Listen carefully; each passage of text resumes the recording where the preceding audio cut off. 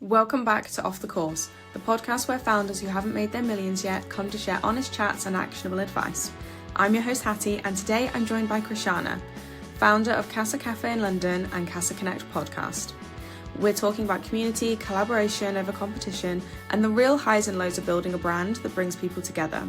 So today, let's dive in together. This episode is sponsored by our October event, Maps and Manifesting. It's your chance to spend time with other founders in a relaxed, supportive space, mapping out your goals and connecting with women who can help you achieve them.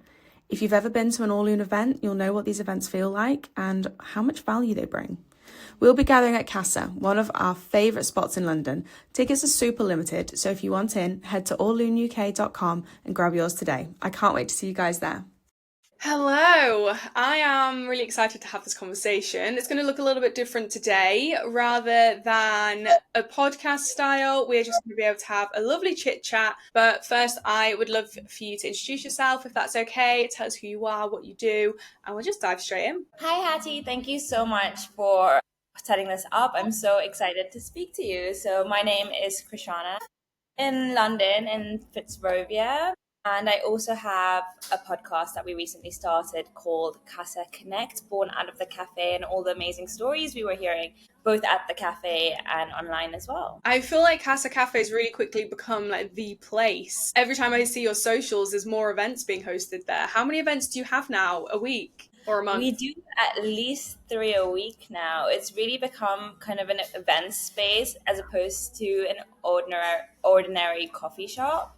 And honestly, I prefer it that way because I feel like it was not part of the plan. It happened really organically.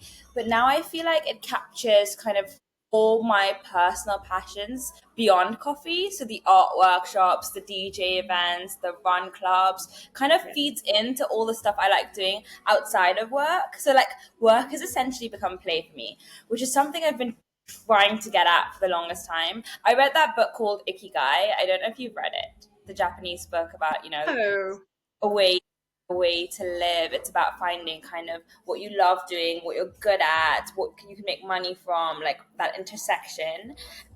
That's apparently something that helps you find that purpose in life, which I felt was missing for me for like a really long time. I love that. I think that's so interesting. I've not read the book, so I'll definitely have to. I think it's really nice when something naturally happens, like Loon wasn't planned. This was completely natural. And it is definitely, I could do this until I die. Tell me about how Orlune started. I want to know more about that. It sounds like an amazing women's network, and I'm so excited to finally be part of it and also have an event in Casa with you. So I'm really excited for all to come, but I want to know how your journey began. Let me just shut him up. Stop now. In. There we go. Sorry. So Orlune really was completely natural. So I was made redundant twice in 6 weeks, which ended up meaning I started another business. And that meant that I was so lonely when I first started.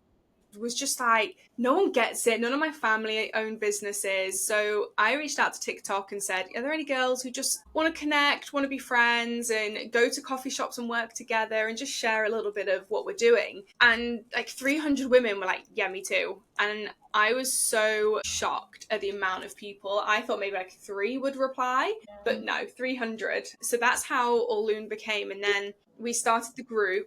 And it was inundated with people, and I decided that the best way to keep it like the most on track would be to make it paid. So we brought in the paid model and events and everything else, and it's just grown from there. Now obviously we have the podcast, in-person events, online strategy calls, webinars, and like you say, now we're coming down to London. I'm really excited to have like a place that becomes like, oh yeah, you're doing an all-in event, oh yeah, that's a Casa, isn't it? And it's just like synonymous. I think that's really cool. I know we definitely have the same mission. It's all about connection and community, and that's something that I felt was missing for me as well. I think my main driver, like you said, was loneliness, and that's the truth of the matter. I felt like it was really hard to find kind of connection in London. It wasn't really a city where you talk to strangers like you do in other places. I grew up in Lagos and spent a lot of time in Mumbai, which was all about community. Here everyone was kind of on the grind, kind of hustle culture. I worked corporate before, got stuck in that. So when I decided like this is not me, I need people, community events, like touch wood, people like you really help that and made that happen, because we only run based on community leaders hosting and throwing events. So, I'm really excited for the partnership. And essentially, Casa is meant to be a home away from home for every community. So I can't wait for you to make this yours. So what did you do before you did this then? What was your job in corporate? I was working as a tax consultant, primarily in global Wow. mobility. So helping a lot of the CEOs and employees kind of trace their travel patterns, so they know where to like collect foreign tax credit, and help them with their tax returns, and do lots of briefings.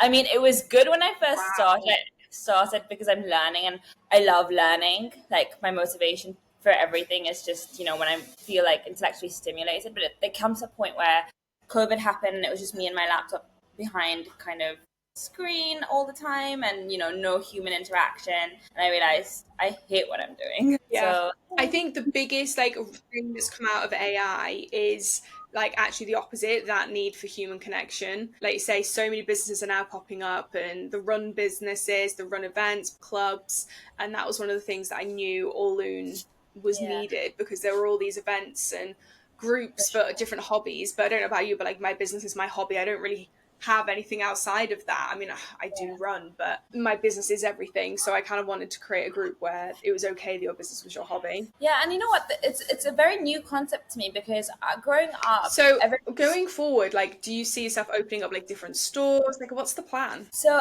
I really want to open more Casa Cafes, but I don't want to do it in London. I want to do it globally, and I think that's mainly because I've traveled and lived in different cities, and I find it really difficult to commit to one place. I can't I feel like as soon as I'm in a city for more than 3 months, I crave change. Is there a line? No. Well, there might be now, because I was on change. Okay, no problem, no problem. I was cut this bit out. I wanted to actually know sorry, I was gonna say something. Where was I? Oh yeah, and talking about change, I find it so impressive how, despite kind of not having anyone around you in entrepreneurship, you took that risk and that jump and decided, I'm gonna do my own thing, because it's not very easy when you don't come from a community of people kind of taking that risk. It is a big risk to say, this is what I'm gonna do, and I'm gonna do it on my own.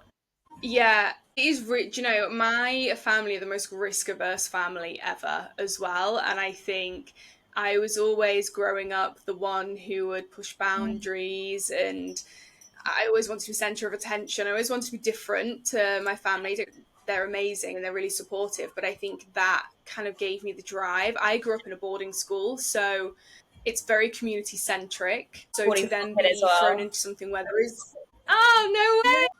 We are different. I think boarding school kids are made for entrepreneurship. We are taught to be on your own despite having that community. So I think that was really missing. I love my office space here, and I would sit, but it wasn't enough. I needed more. And it's really hard to make friends in your 20s. Completely agree. But at the same time, my other sisters also went to boarding school, but they, my younger sister, she's a lawyer, and she loves it. So she was saying how, she sees herself in the corporate life. She actually enjoys the corporate life. I don't know what it is that, makes some people kind of suited for it and some people not. But I think it is mainly that. I think it's the ability to live with uncertainty and be completely comfortable with being uncomfortable, and the ability to not know what your life's going to look like the next day, literally, because things change so quickly when you're working for yourself and doing your own thing. I think it's that ability to put out fires that you don't even know exist yet. It's that really innate skill that I had a steady client that was on a retainer that basically funded my lifestyle. They then left and hired in-house. And I went from really, really comfortable to, oh my gosh, I have 3 months to replace my entire income. And I was thriving on that. And anything under pressure, and I just bloom. And I do think that that's that skill set that you either have or you don't. What was your motivation for starting the podcast? Because when I was looking, so I love a podcast. I love Working Hard, Hardly Working. I also love Ladies Who Launch, but then The Girls' Bathroom. So I love both sides to the business and non-business podcasts. But there was nothing, I feel like there was no visibility on women like me that were growing their first 100K There's all these amazing women who have made the 100 million, billion-pound marks talking about what success looks like. But a lot of their advice was really out of reach for me. I remember on a podcast, someone said that to find an investor, you just go to Soho House. I was like, but I can't. Like, I'm just a girl from Sheffield who doesn't earn enough and I don't have the connections. I can't just go to Soho House. And when we started the group, the amount of questions that people were asking were really basic questions like, how do I find a manufacturer? Or where do I start in terms of legalities? What do I need to be a limited company? And I realized there's this huge gap in the market for those honest conversations at that very beginning, messy stage. And I thought, well, if no one else is going to do it, I've got the perfect platform and the perfect group of people to do that. So by getting the girls in the group involved, it just kind of evolved from there. And I think it's really nice to show off the amazing talent and the honesty that comes with being at this stage of growth. Yeah, no, I love that you're doing that, because for me, the journey hasn't been easy. I know a lot of people kind of look at it now and was like, oh, the cafe looks like it's really doing well, but we went through a very difficult period, which not many people know about. I was also about to sell it as well. And it was during that period where listening to other people's stories and, like you said, the messy middle and connecting with that group of people that really motivated me, because I realized that this is a normal kind of day to day in the entrepreneurial journey. It's nothing extreme. Things go up and down all the time. And a lot of people were like, you just need to be like, you need to persevere. You need to just keep on going. Don't give up, because this is normal. And so it was actually connecting with people in a similar stage that really supported. Exactly. This is it. And there's this real big gap for that. Like, where it's really hard, and because I'm not based in London, it's really hard to find other founders on my new build estate in a random village in Sheffield. It's really difficult to connect in London, let alone outside of it. I think they both have their challenges. So it's really interesting to hear that, like, say, when you were struggling, it's hearing the struggles from other people rather than the successes that help you keep going. I don't want to hear about how amazing Richard Branson is, which he is, when I'm in the depths of, do I need to quit and just pack up? I want to hear about the woman who was in that. I want to hear the struggles that he's had, not the successes. Yeah, and people like Richard Branson as well would have gone through a hard time, but it's just that they're further along in their journey, that maybe it's not very kind of memorable and like not relatable at this time. So it's really good to like meet people literally same stage or like a little bit ahead of you, so you can get really good advice. Yeah. Yes. Like a million steps ahead. Like, exactly. When you're looking for a mentor, I always say to people, look for someone who's not a million steps ahead, but maybe just 10. So they've lived in what you're living through recently, but they've got through it and they've succeeded, rather than someone who lived through it 40 years ago. Yeah. And is orluneuk full-time? So no, Uko's my full-time, which is also my business, and that is email marketing and CRM management. You know what? It's incredible that you've just said that. That's exactly what I need support with right now. I need a better CRM management system. And we've just started email marketing as well, newsletters, monthly newsletters. So definitely I want top tips. In a newsletter, tell me what is like 3 things that help you kind of stand out and make sure people read that newsletter. Oh, so it depends on your audience, and it depends what the purpose of the newsletter is. Obviously, for you guys, you're very B2B now. So if you're looking at growing the B2B, you need to be adding, every email is about value at the end of the day. That space should be respected because it's yours. You own it. You've not rented it like you have on social media. It's your house. So for me, you need to be adding in something that they care about, a pain point. It's just like selling, and then a way to solve it. So in our newsletter, for example, every founder has a cash flow concern or a cash flow problem. So this month we are doing a cash flow, and within that I am offering discounts on a friend of mine who works with businesses. So there's that value. Links to our groups and the upcoming events. It's about making the next steps really easy. For me, we have a monthly newsletter at the start of the month, which is about what's going on. So that is a sales email. I want the highest conversion. So it's buy here at the top. you want to add links into every way you can. So you want a link in an image, a link in text, and a link in a button. Not because people will see each one, but because there's 3 different types of people. People that respond to buttons, people who respond to images, and people that respond to text. So you need to make sure you cover all of them, because people won't read your email. No matter how much you think they will, they won't. They'll look at it and they'll assume they've retained it. So that's how you're going to capture the most amount of clicks. Oh wow. And are you in charge of doing your like monthly newsletter every month? And do you have someone supporting you with all you do? I mean, you're running a whole community. You have a separate business as well, and I know it can't be easy. No, it's not easy. Orlune is just me. I don't think I'd let anyone touch my emails, to be honest. Our open rate's like 86%. We do very well. For Uko, I do have a team that I work with. You subcontract within each other. So Uko very much for the client is you come to me, you pay me one invoice, and I deal with everyone else. And then Orlune, I'm actually looking for a co-founder at the moment. So hopefully there'll become 2 of us. Fingers crossed. The reason I ask is because I'm at that stage where I'm trying to learn to let go and let other people support me with all the other bits. Obviously, people who are aligned to the mission.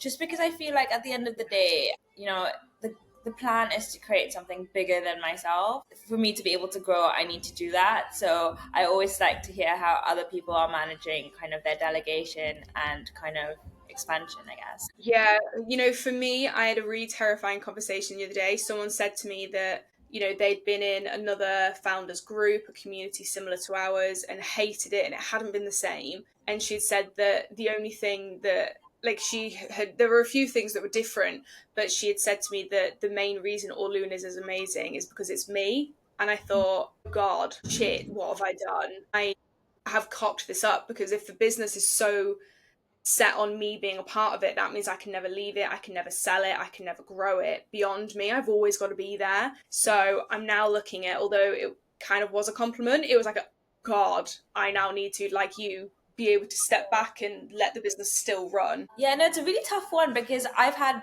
people are like, we're here because we love your energy, but it's just like, yes, but I need my energy to rub off on a whole team now because it can't just be about me. So, for sure. That's the tough thing about sometimes kind of being a founder. Yes, personal brand is important. Yes, it's important to share your story for connection.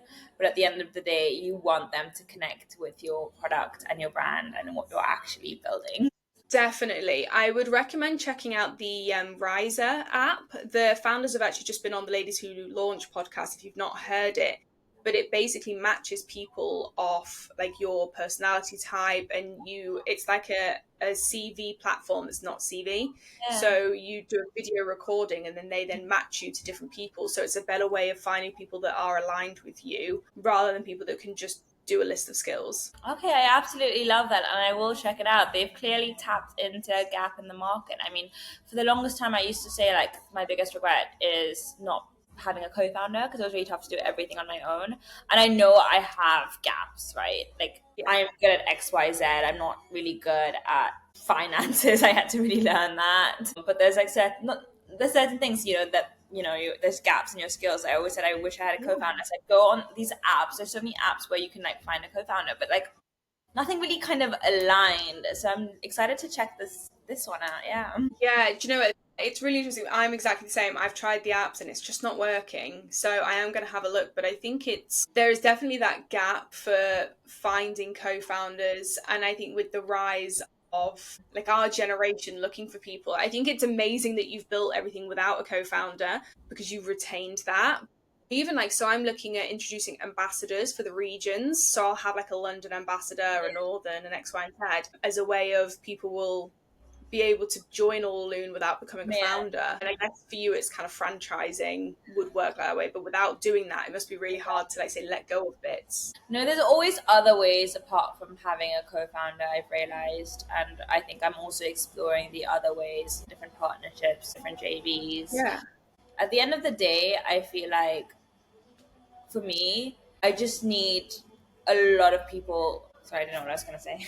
I can't remember what I was going to say. Sorry. Just need a lot of help. Just need a lot of help. I mean, right now, what the plan is for me is we're building a website. We don't even have a website yet. We're building a website where people can go in and book events now because it's so hard to be managing kind of email communication, DMs, WhatsApps, all of that. Yes. And then on top of that, we've actually recently created a community leaders program. I don't know if I've shown you, I sent that to you, but I will if I haven't. Yes. The community leaders program is essentially trying to have like provide all the resources community leaders need. Like, for example, a lot of them are struggling with marketing. So like having like a group of influencers that can reach out to kind of capture content for their events, but also giving lots of discounts when they host kind of multiple a month, and supporting them with connecting with other community leaders. For example, our Run Club did a collab with our jewelry making workshop, and that works really well because it's two communities coming together and so making something bigger out of that. So we're trying to sustain it through that. That's amazing. I think that's such a cool idea. So I do a lot of partnerships, as you know, and a lot of different networks. And I think to be able to do it with other groups, if you have a shared audience, why not? Why not blend the two together? Yeah, I did get a lot of questions when I created this program saying like, isn't it gonna just fuel competition? Like, why would the community leaders that do similar things want to be in the same WhatsApp group chat? You know, why would they want to share their contacts? For example, there's like quite a few communities now that do a lot of DJ sober raves and sober events. So why would they all want to come together? Aren't they just competing? But I've learned from my experience that like collaboration over competition any day. And when you're generous, you attract generosity back. I mean, we're here both kind of doing similar things, both having our podcast, but I think that being able to share platforms, you're creating something bigger. Like the ripple effects of coming together is so much bigger than just kind of doing it independently. 100%. Why would you not share your audience with other people? Like for me, it just isn't competition. You know, I've met with other people that have a female founders group and they've asked for my advice or I've asked their advice. There are, I mean, what, 8 billion people in the world. There is enough to go around. And I think if you can share and show that you're working collaboratively, this day and age, people typically want that. Think about it, the rise of all the brands that are community focused. Yeah. They're excelling because of that. So I just don't see why you wouldn't. That's so true. What's one achievement you're most proud of? Because I feel like often, like obviously you've gone through a whole journey, it's not been easy. And often I feel like women entrepreneurs in particular, having spoken to a lot of entrepreneurs, do not celebrate their successes. Agreed, we don't. We're terrible at it. So if it was monetary, it would be the first time I hit 100k in revenue. Yeah, congratulations. That was amazing. Thank you. I have the bottle of Moet sat behind you. My fiance went and bought and he wrote 100k. We've not opened it. I probably should, but it's just sat in my office as a reminder that I did it. In terms of non-monetary, I think Orlune, every day there's something. I think the first time someone came to me and said, my business wouldn't be here if it wasn't for Orlune, I cried for about 3 days. Oh, that is so heartwarming. Yeah. And the fact, so we've had women that have come out of horrific situations. We've had women that have that have been to court with ex-partners and they're now rebuilding their life. And the girls have been there to support them through that. And I just think what an honor that I get to sit and watch these women build their stability, and whatever that looks like. Success to me is going to be very different to success to others. And that's fine. And how accepting everybody in the group is. Some of the girls just want stability, and that for them is their success, which is phenomenal. Whereas others aim to be millionaires and be on private jets, and we're all working towards our goals together. And I think, in what world would that ever have happened? And I think it's amazing that I've managed to create that. Yeah, no, it's definitely amazing. And because of you and your community, I mean, I've been introduced to so many people, right? Lottie, who has her matcha and is doing that. And Kieran, who actually introduced us, but like you've actually brought together so many people and made those connections and definitely supported me with that. No, I could do this. If I didn't need to pay my bills, I would do this full time and just travel connecting people up and down the country. Yeah. You know, it's really interesting. I'm actually reading a book right now called The 4-Hour Week. And it's how you can actually just work 4 hours a week and make enough money. Ooh. And I'll tell you how it goes, but it's essentially like we need to rewire our minds to not believe that we have to constantly work a certain amount to kind of travel the world and do all the other stuff we need, the other stuff that kind of keeps us passionate in life. There is, you know, a way of working where you can work just 4 hours a week, enough to kind of sustain your, like, enough for you to sustain your lifestyle, earn enough money, and kind of live a life you dream of. Like, you shouldn't have to wait till retirement to do that. Wow. That's so. If you're freelance, self-employed, or running your own business, you miss out on a lot, but a Christmas party doesn't have to be one of them. So this year, we're hosting a festive dinner in London with a room full of incredible female founders. You're invited to celebrate with us. It's the perfect way to wrap up the end of the year together. Register now at orluneuk.com because tickets will be going live super soon and we expect them to sell out really fast. I cannot wait to have our Christmas party together. See you there.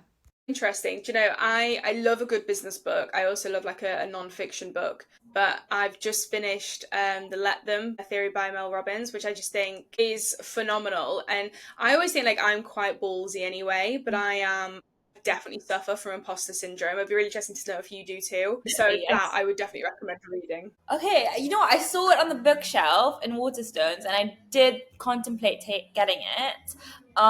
What is the kind of best thing about it that you love that helped you? Do you know, it literally is like what it says on the cover. There's so much in there, and because it's really easy to be like, oh, like who cares?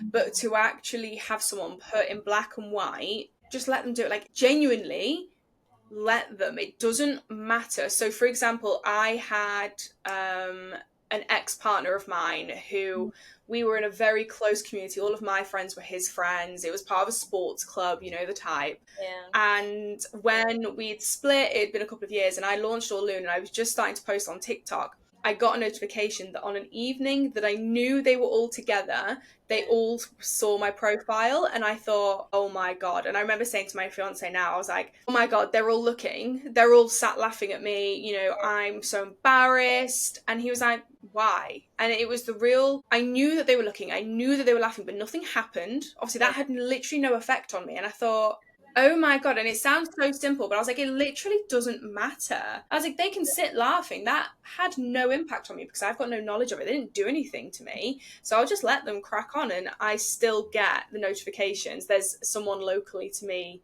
a big wig in the business world, who does not like me, who regularly looks. And I just think, well, okay, like you look like that. I can't stop you looking. It doesn't really impact me. If you don't like me, you don't like me. And what else can I do about that? And the book really helps you hone in on that, to just let the world do its thing and you just do yourself. No, I completely agree. I just read the book, The Courage to be Disliked. And similarly, I think it's really important to live your life for yourself and not for, you know, caring about easier said than done? Yeah, easier said than done. That's what I'm looking for.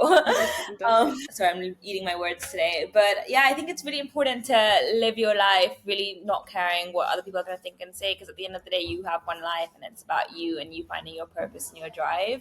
And I think that's what I had to convince myself of when I was starting the podcast. It was, you know, I was obviously just like, my friends are going to judge me hard, you know, and it was scary. It was a scary thing to do, to put myself out there. I've not always been an extroverted person. Growing up, I was actually really shy. Really? So the podcast has been a way of me kind of finding my. Never know. Yeah, honestly, like I'm such a yapper now. You know what it is?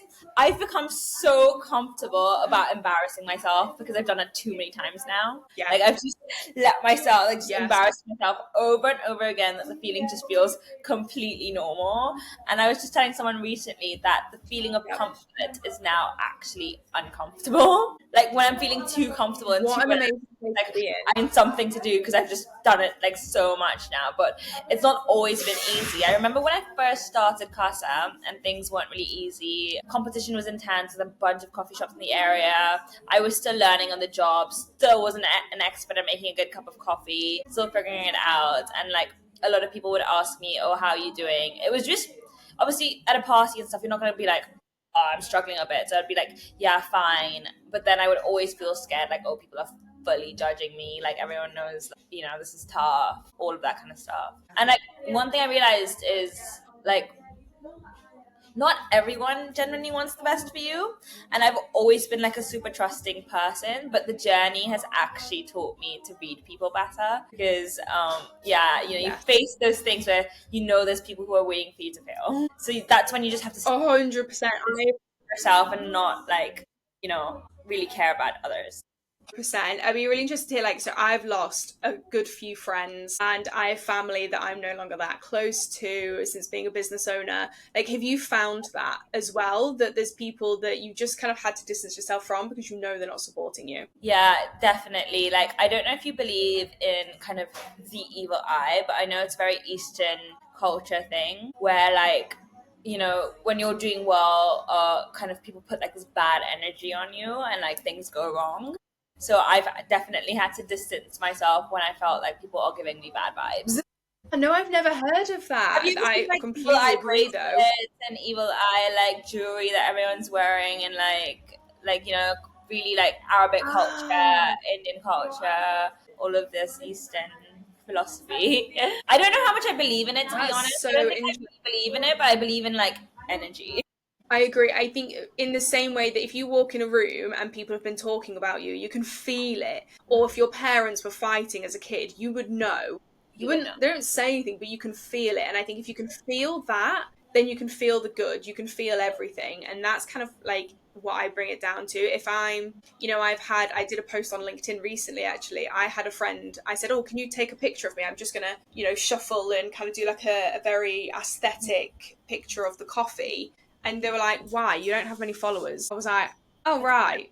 Okay. Oh, cool. Yeah. Like, how rude. Like, I've asked you to take a picture of me. Just take the damn picture. Like, does it really matter? And for me, I have friends in business. I have friends who don't have business. Some of my friends that aren't in business, they'll listen to me, they'll hear me rant, but they have nothing to contribute, and they'll openly say that. But if I say, I need to go and stand in the rain for 4 hours to get this content, they'll come and do it. If you won't, then we just haven't got anything in common anymore.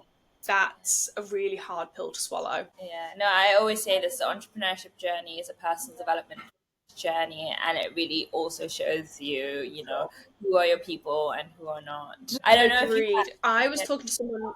Go ahead. No, it's fine. You go. I forgot my thought. Sorry. I'll get it back. You go. Oh, okay. I was talking to someone yesterday about Alex Hormozy and his wife, whose name escapes me, so I do apologize to her. And they are such a power couple, and it's phenomenal for them. But I could not live with another me. If my fiance was an entrepreneur and was chasing that high of the success and the pressure, couldn't do it. He is so stable. When people say like, oh, my partner's my rock, he genuinely is.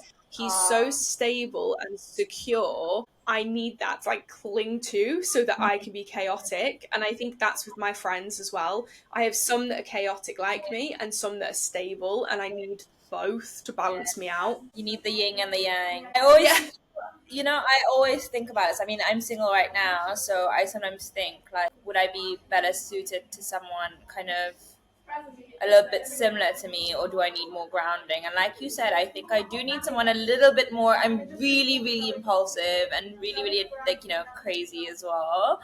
So yeah, someone to kind of keep me grounded. But then at the same time, I've been with someone who's super stable and super grounded. So maybe like a little bit of a middle ground, because I still want someone who I can like drag to a different country overnight if I need to. Yes. You need someone who'll embrace your craziness but doesn't have any of their own. True. So how long has Casa been going now? So you said you went through a little bit of a troubled time. How long have you been running? Exactly. You look to me like an overnight success. Not at all, but thank you so much. Exactly 2 years yesterday. It's been 2 years. Oh, happy birthday. It's been like 5-10 years, and like it's been 2 years. But it's been an adventure, so a lot has happened in those 2 years. Yeah, I bet, especially on the kind of flip side of COVID. I feel like that still massively impacts hospitality and food and beverage businesses. We got lucky. So what happened is that this used to be dog groomers for 10 years. And it was during COVID that the dog groomers kind of went bankrupt. And then it was after COVID that I found the property super run down, which is why no one really wanted to rent it out. But then I really wanted to do something with it. So managed to make it work, revamp the whole place. I mean, that was a journey in itself. Like, I was studying for my master's while trying to build this place and dealing with like a whole construction team in the UK, being a young girl who they really didn't take me seriously. It was I feel like for the first time I felt that I never felt it in my corporate job where like women are not being treated as an equal, but I felt it while building Casa and like the construction workers when I first met like really like a huge variety of construction companies, and I had to like explain to them my vision. A lot of them looking at me like, this is like a young girl, like she's just yapping away and giving me like crazy high quotes, which I knew was absurd. And how did you combat that? That must have been really hard. It was really hard. And I'll be completely honest, I didn't want to take this route, but I did end up asking my dad to help me negotiate. And I feel like that's where I realized that it's not that easy for young women in business. Still, there's still a lot we have to do to kind of break that glass ceiling. I did bring him in because it was a real like battle for me trying to negotiate with people who were like, she does not know what she's doing or saying. Yeah. But I think over time it's made me learn a lot, that experience, and I do have to adjust the way I approach conversations, my body language, my dressing, and all of that when I do speak to kind of certain people. I've always been one to kind of lean in my feminine energy, be like all super girly and create with my, what they call feminine energy. But now I'm like learning that sometimes, I've become a tougher negotiator, and I know like learned how to kind of lean into what they call a masculine energy. I think it's so hard, and it's so sad that has to happen. And this was one of the driving forces behind Orlune, that, like you say, if we were on a golf course, we could just go on and get all our contacts. Why should I have to become more masculine to be perceived as successful or serious? So if we build our group and list of contacts in a community where we don't need the men, we can bypass that altogether, then let's do it. And that's really the vision for Orlune, to genuinely become the place. So you don't, if you want to work with men, you go ahead. I'm not saying men are rubbish. They are great at what they do in a lot of cases, but you don't have to. So that barrier is never going to be there, and that just absolutely breaks that glass ceiling for us. That for me is like the absolute like end goal vision for Orlune. But like the amount of women that have an accountant with a man's name. I have an email address called John, and if I've got a late invoice, I send an email from John at Orlune, and my invoices get paid quicker. And I just think, how ridiculous is that? You actually do that. That just really says something. Wow. Yeah, no, but I so many service-based businesses that do it. Yeah, no, I completely understand why you would.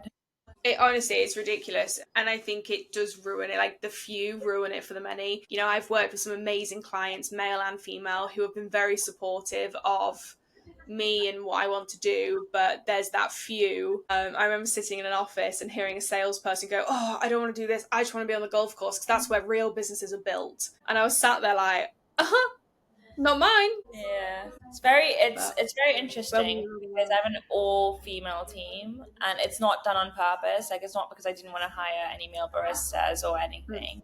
And then often, I do think about the fact that there is like, I wanted to hire someone male because I do believe gender balance does help, but also mainly because there is that aspect where you feel more secure if anything, any trouble happens in the shop, which, I don't know if it's wrong to think like that, but it's still like, something I think about. Still a thought.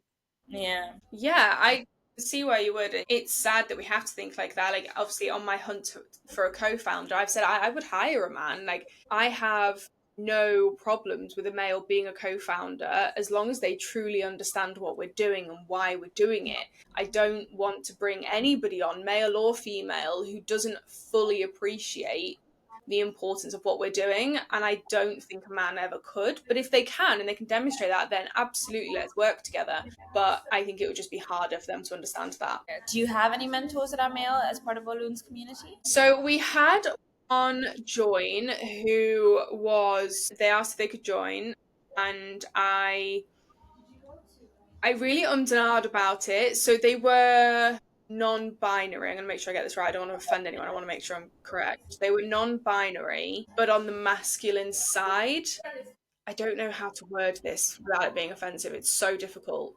And I had the conversation with them and I said, look, at the end of the day, it's got to be the girls' decision. This is a safe space for women. So I spoke to the women in the group at the time and I said, how would you feel about this person joining? This is the situation. And everyone in the group said, absolutely, we'll welcome them with open arms. So they did join. And then they actually, a few months after, they said that they wanted a space that wasn't female only. They wanted a non-binary group. Yeah.